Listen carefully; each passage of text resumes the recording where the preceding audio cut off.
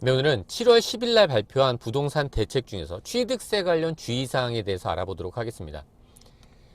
7월 10일 날 주택시장 안정 보완 대책이 나왔는데 이 중에 취득세 부분이에요. 개인이 2주택자가 되면 8%의 취득세가 부과된다는 거죠. 3주택자는 12%. 그런데 지방세는 일시적으로 2주택을 갖는 이런 분들에 대한 예외 규정이 없어요. 이 예외 규정은 소득세법에 있죠. 요즘에는 부동산 투자하시는 분들도 규정을 명확하게 알고 있는 경우가 많기 때문에 그런 분들도 생각했는데 왜 정책을 내는 분들은 생각하지 못했을까라는 생각이 들긴 하지만 이렇게 많은 사람들이 의구심을 가지니까 급하게 보도자료가 다시 나왔죠.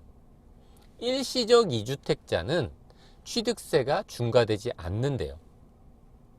그럼 나는 일시적 2주택인가? 되게 중요하잖아요. 우리한테. 취득세 8%는 너무 큰 거니까요. 근데 일단 보도자료에서 급하게 또 보도자료를 만들다 보니까 하나만 예를 들었죠. 직장 취약 등의 사유로 거주지를 이전하는 경우에는 당연히 1주택으로 과세된 그럴 예정이래요.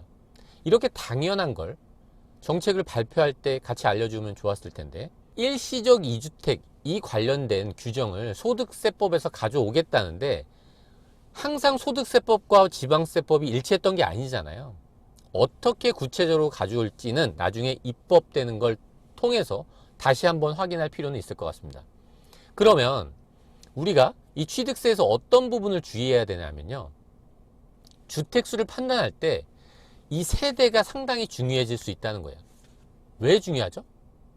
올 초에 개정된 지방세법 시행령에 있는 그때의 1세대를 규정해놨는데 이게 소득세법이랑 다르거든요. 어떻게 다르냐면 지방세법에서 말하는 1세대 있잖아요. 조문은 정확한 조문은 22조의2입니다. 이 지방세법상 1세대는 원칙은 주민등록법에 따른 주민등록표, 그러니까 주민등록이 같이 돼 있다 그러죠. 그런 분들이 1세대인 거예요. 그러면 주민등록을 따로 하면 다른 세대인가? 라고 생각할 수 있잖아요. 근데 주민등록이 없어도 1세대인 경우는 있어요. 어떤 게 있냐면 배우자. 배우자가 나랑 주민등록 주소지가 다르다고 해서 다른 세대는 아니라는 거죠. 그러니까 주민등록이 나눠져 있어도 같은 세대인 거예요. 그리고 또 하나. 이것도 상당히 큰 차이죠. 30세 미만 자녀래요. 뭐 밑도 끝도 없어요. 소득이 있든 없든 30세 미만 자녀는 나랑 주민등록이 같이 돼 있거나 떨어져 있거나 직장을 다녀서 지방에 떨어져 있어도 같은 세대라는 거죠. 이게 양도소득세에서 세대분리 요건과 차이가 나는 부분이기 때문에 이 부분 상당히 주의하셔야 됩니다. 최근에 온 질문을 통해서 좀 더 구체적으로 알아보면요. 광역시에 2009년에 구입할 현재 거주하고 있는 아파트가 한 채 있으시네요. 그리고 부모님께 증여받은 그런 시골집이 있대요. 이분은 2주택자죠. 그리고 남편과의 관계를 물어보셨는데 남편분은 당연히 포함되는 거예요. 새로운 주택을 취득한다면 3주택자가 될 수 있겠죠. 근데 일시적 2주택을 그 범주를 어디까지 볼 건지가 명확해져야지 이것도 판단할 수 있을 것 같아요. 그리고 30세 미만 자녀 1주택이 있고 세대 분리가 돼요. 이 세대 분리가 되었다는 그 의미와 판단은 소득세법이에요. 지방세법은 세대 분리 의미가 없는 거예요. 뭐 결혼했다면 뭐 그거는 다를 수는 있겠죠. 어쨌든 결혼을 하지 않은 30세 미만은 내 주택수와 포함해서 보는 거예요. 같은 세대로 보니까 자녀가 새로운 주택을 취득한다면 8%의 취득세가 과세될 수 있다는 거죠. 28세라면 아무리 능력 있고 소득 있고 세대 분리가 되어 있다고 하더라도 주민등록이 별도라고 하더라도 2주택자로 될 수 있다는 거죠. 현행 지방세법상 그렇습니다. 그리고 이 글에 어떤 분이 이런 걸 남기셨어요. 자녀가 실제로 독립적으로 생계를 유지하고 그걸 위한 소득 요건을 충족하면 일시적 1세대 2주택 적용을 받을 수 있어요 는 소득세법에 있는 규정이고요. 자녀가 30세 미만이었는데 소득이 충분하고 독립적으로 생계를 유지한다고 하더라도 같은 세대 안에 들어옵니다. 현행 지방세법상. 그러니까 문제가 될 수 있겠죠. 취득세 8% 과세될 수 있겠죠. 부모님과 같은 주소에 있다면 어떻게 할까요?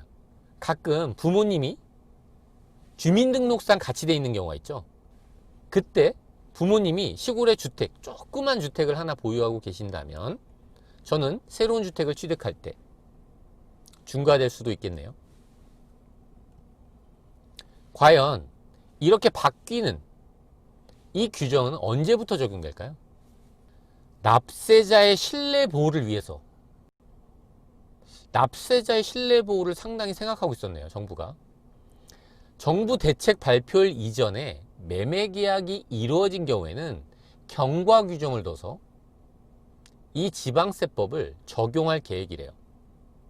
올 초에 급하게 취득세를 바꿀 때도 이 경과 규정을 넣어놨었죠, 붙이게. 근데 이렇게 억울한 상황이 생길 수 있어요. 이런 댓글 남겨주셨어요. 7월 8일 대책 발표 전이죠. 계약을 한 거예요. 근데 부득이하게 3개월이 넘는 시점에 잔금을 치러야 되는 거예요. 이분은 어떻게 될까요? 이분의 취득 시점은 3개월이 넘게 되죠. 그러면 바뀌는 취득세 규정이 적용돼서 8%나 12%가 부과될 수 있다는 거죠. 그리고 영상에 달린 댓글 중에서 일부 질문에 대한 답변을 드릴 건데 7월 10일 발의된 소득세법 일부 개정 법률안에는 일시적 2주택 비과세 부분에 대해서도 분양권도 주택수에 포함시키는 것으로 나와 있는데 어찌 될지 궁금합니다 라고 남겨주셨는데 12.16 대책 때 그런 내용이 있었어요. 다주택자가 조정대상 지역 내 주택을 양도할 때 그 중과주택수를 계산하는 그때 분양권을 포함시킨다는 그런 규정이거든요. 이게 그 소득세법 일부 개정안인데 뭐라고 나와 있냐면 다주택자가 양도세 중과대상 주택수 계산 시 분양권을 포함한다는 거예요. 지금 소득세법 개정이죠. 지방세법 개정안이 아니에요. 소득세법 개정안에 양도할 때 중과주택 계산할 때는 분양권을 포함시키겠다는 거죠. 일단 현행 지방세법 상은 분양권은 포함되지 않겠죠. 이 소득세 개정안에 대해서 기재부가 내놓은 거예요. 예를 들어서 1주택자가 그 주택을 양도하기 전에 조합원 입주권을 취득하잖아요. 이때도 일시적 2주택은 봐주겠다. 뭐 그런 거죠. 취득일로부터 3년 이내에 종전주택 양도 시 종전주택에 대해서는 1세대 1주택으로 비과세 적용해 주겠다는 거예요. 주택수를 계산할 때, 팔 때, 그때 비과세 적용한다는 거죠. 계약된 분양권이 2개일 경우 이거는 소득세법 규정이에요. 그러니까 취득세 때는 사실 이번에 어떻게 개정되는지 봐야 돼요. 아직은 확정할 수는 없습니다. 답변을. 그리고 어떤 분이 이런 글을 남기셨어요. 예전에 올렸던 영상 중에 하나인데 1,000만 원 이상의 금액에 대해서는 FIU에 보고된다는 그런 얘기를 제가 드린 적이 있는데 제가 어떻게 말씀드렸었냐면 금융기관에서 금융정보분석원으로 혐의거래와 고액 현금거래가 보고되는데 이 금융정보분석원에서 일부 자료가 다시 국세청으로 가겠죠. 어쨌든 이렇게 혐의거래와 고액 현금거래가 보고되는데 이 고액 현금거래의 기준금액은 1,000만 원이다 라고 말씀드린 적이 있어요. 뭐 현재는 어떤 거냐, 현재 1,000만 원이 맞습니다. 제가 그래서 관련 법률도 첨부해 놨어요. 몇 조 몇 항인지. 그리고 이게 현재 FIU 그 홈페이지에 나와 있는 거예요. 요 고액 현금 거래 제도죠. 이게 2019년 7월부터 1,000만 원이 됐다고 나와 있어요. 현재 바뀌지 않았습니다. 근데 혐의 거래는 예전에는 기준금액이 있었거든요. 근데 그 기준금액이 없어졌죠. 그래서 이 두 가지를 약간 혼동하신 것 같아요. 궁금하신 분이나 관련된 법률이 궁금하면 이 예전 영상을 참고하시면 좋을 것 같고, 그리고 만일 직계 좀비 속간 공제 한도인 5천만 원, 이것도 많이 물어보시는데 5천만 원을 줬어요. 꼭 신고해야 되나요? 뭐 신고하지 않아도 되죠. 왜냐하면 가산세 규정이 없기 때문에 신고하지 않는 사항에 대한. 근데 우리가 주택자금 조달 계획서 제출하잖아요. 그때는 구청에서 갖고 오라고는 하더라고요. 그리고 본인의 경험을 올려주셨는데 5년 전쯤 3년 연속으로 FIU에서 본인 계좌 거래 내역 정보를 국세청에 제공했다는 통지를 받은 적이 있대요. 아무리 FIU라고 하더라도, 이걸 국세청이 받는다고 하더라도 그런 정보를 제공한 거에 대해서는 법률에서 그 예금 명의자한테 알려주라고 하고 있으니까 이런 통지를 받으셨던 거겠죠? 근데 1년 이내에 통보하면 된다고 뭐 이렇게 말씀하셨다고는 하는데, 제가 이 규정은 지난번 영상에 소개는 안 드렸는데 제가 소개시켰던 관련 법률에 어떤 내용이 있냐면, 특정한 사유가 있으면 6개월의 범위 내에서 통보를 유예할 수 있다는 그런 법률이 있어요. 통보를 하지 말라는 게 아니라 통보하는 시점을 유예할 수 있다, 이 규정은 있다는 거죠. 그리고 이 지난번 영상과 관련된 댓글인데 어떤 내용이 있냐면, 저희가 지금 증여를 받잖아요. 근데 부모님 10년 안에 돌아가신 거예요. 그러면 이 증여재산도 상속재산에 포함해서 상속세가 부과된다는 거였거든요. 근데 증여받은 재산을 전부 사용하고 없어도 상속세에 포함되죠.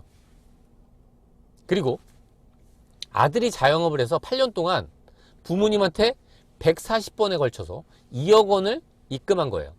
효자죠. 이런 분한테 다시 부모님이 돈을 준 거예요. 2억을. 이거 증여하고 볼까요? 원칙상 아들이 부모님한테 계좌이체를 했잖아요. 이거는 증여한 걸로 추정하죠. 다시 부모님이 아들한테 준다면 이것 또한 증여로 추정할 거예요. 근데 내가 부모님께 돈을 증여한 게 아니라 빌려드렸다. 지금 빌린 돈을 받았다고 소명할 수 있으면 굳이 증여로 보지 않을 수 있겠죠. 그리고 세무 공무원분들도 사람인데 당연히 그 부분 인정해 주겠죠. 세무조사 전에 이 부분을 확정했다면. 네, 오늘 여기까지 하도록 하겠습니다. 끝까지 들어주셔서 감사합니다.